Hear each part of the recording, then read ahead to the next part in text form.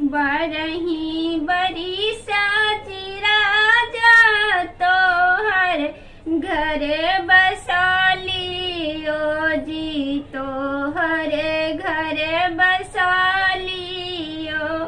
कान्हू न देखियो जी राजा सुपति मौनिया जी, सुपति मौनिया। कान्हू न देखियो जी राजा मौरा लागल बेनिया, पच मौरा लागल बेनिया। एतना सुनैते जी राजा चढ़लन धार होरिया जी, चढ़लन धार होरिया।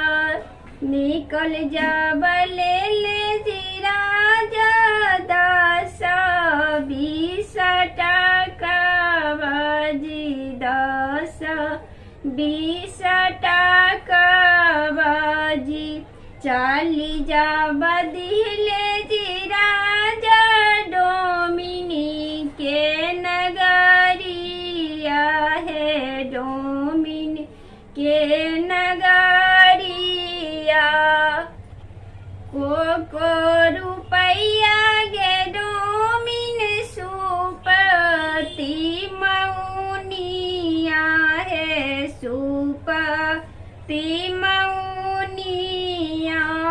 को रुपैया गे डोमिन मौरा लागल बेनिया, पच मौरा लागल बेनिया। आनिया दुअनिया जी राजा सुपति मौनिया जी, सुपति मौनिया। 5 ही रुपैया जी राजा मौरा लागल बेनिया, पच मौरा लागल बेनिया जी। एक कोसैले है राजा, दुए कोसैलन है, दुए कोसैलन है। तेसरा ही कोसा जी राजा अपना नगरिया है, अपना नगरिया है।